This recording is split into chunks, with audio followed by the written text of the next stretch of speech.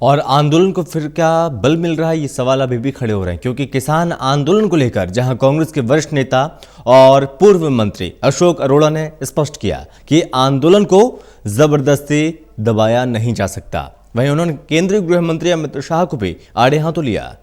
दिल्ली के लाल किले पर हुई घटना के लिए उन्होंने बीजेपी को जिम्मेदार ठहराया है और आरोप लगाया है कि सरकार देश की धरोहर को बचा नहीं पाई।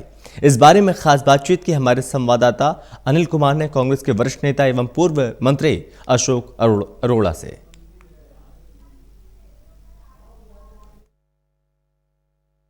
दिल्ली घटनाक्रम को कांग्रेस कैसे देखती है, इसमें मेरे साथ है पूर्व मंत्री एवं कांग्रेस के वरिष्ठ नेता अशोक अरोड़ा। इनसे जानते हैं।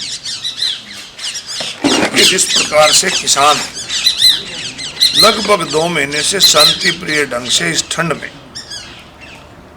दिल्ली के बाहर बॉर्डर पे पड़ा था और उन्होंने 26 जनवरी को ट्रैक्टर परेड का आयोजन किया, जिसमें लाखों लोगों ने काम शामिल हुए, लाखों ट्रैक्टर शामिल हुए और जो रूट दिल्ली पुलिस ने उनको दिया था ज़्यादातर लोग उसी रूट पर गए, परंतु कुछ लोगों ने एक साजिश के तहत सरकार की मिली भगत से हमारी उस धरोहर को, जिसको बचाने के लिए, जिस पे झंडा फहराने के लिए लाखों हमारे शहीदों ने अपनी कुर्बानियाँ दी, तिरंगा हमारा शान है और वहाँ पर देश के लाल किले की धरोहर जो हमारी थी, ये सरकार उसको भी सुरक्षित नहीं रख पाई।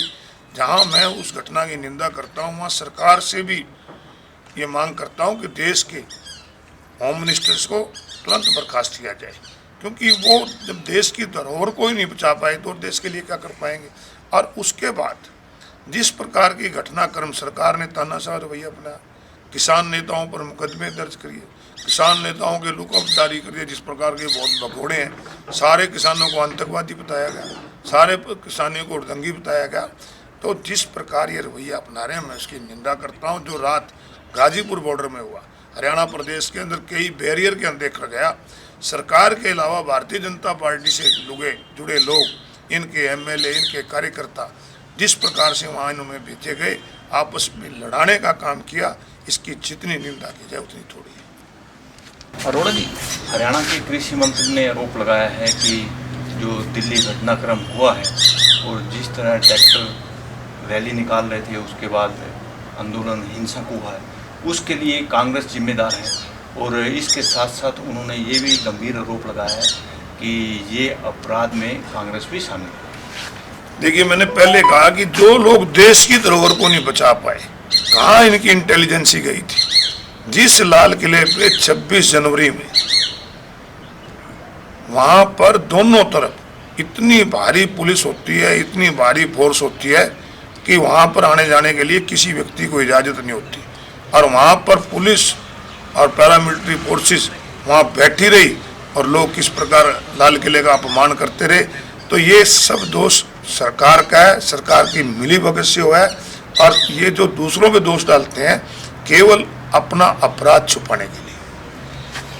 अरोड़ा जी, जिस तरह भी आपने बताया कि कई किसान नेताओं के ऊपर मुकदमे दर्ज किए गए हैं, तो अब क्या ये किसान आंदोलन नरम पड़ जाएगा या संघर्ष और तेज होगा? देखिए, जहाँ तक नरम की बात है, आपने देखा कि कल गाजीपुर बॉर्डर पे जिस प्रकार से इन्होंने जबरदस्ती वहाँ से उठाने का काम किया और रात को ही लोग निकल पड़े। कब कोई आंदोलन को जबरदस्ती नहीं दबाया जा सकता, और देश की सरकार से भी मांग करूँगा कि घमंड छोड़े। आप इस घमंड में रहें कि हम जबरदस्ती दबा भी लेंगे, अब जबरदस्ती दबा भी लेंगे तो आपकी प्रजा है, प्रजा को से बात करने में, प्रजा की बात मानने से कोई छोटा बड़ा नहीं होता। और मैं देश के प्रधानमंत्री से विशेष रूप से कहूँगा कि आज राष्ट्रपति का अभिभाषण है, पार्लियामेंट शुरू हुआ है, राष्ट्रपति के अभिभाषण में आज इस बात की घोषणा होनी चाहिए कि हम तीनों बिल को रद्द करते हैं और किसानों से बातचीत करके अगर कोई अच्छा ड्राफ्ट है तो वो लाना चाहिए। अरोड़ा, जिस तरह भी आपने कहा कि राष्ट्रपति को ये बिल रद्द कर देने चाहिए, तो राष्ट्रपति कैसे कर सकता है जबकि पार्लियामेंट में कानून बन गया है, उसके बाद ही राष्ट्रपति ने मोहर लगाई है, क्योंकि मामला तो फिर संसद में जाएगा। मैंने ये कहा कि देश के प्रधानमंत्री राष्ट्रपति के अभिभाषण में ये बात कहनी चाहिए कि हम बिल रद्द करते हैं। देश का प्रधानमंत्री सर्वे सर्वा है, देश के प्रधानमंत्री को लोगों की बात माननी चाहिए। राजा है, राज ने अहंकार छोड़ना चाहिए। अहंकार तो दुर्योधन का भी रहा था, रावण का भी नहीं रहा था। 5 गांव मांगे थे, सारा कुनबा खत्म हो गया था। इसलिए इनकी बात माननी चाहिए, इनकी जायज मांग है, इनकी बत्ती रद्द करनी चाहिए। ये थे मेरे साथ पूर्व मंत्री एवं कांग्रेस के वरिष्ठ नेता अशोक अरोड़ा। इन्होंने स्पष्ट किया है कि आंदोलन को जबरदस्ती दबाया नहीं जा सकता।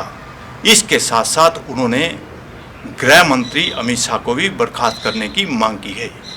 Anil Kumar, total news, Chandigarh.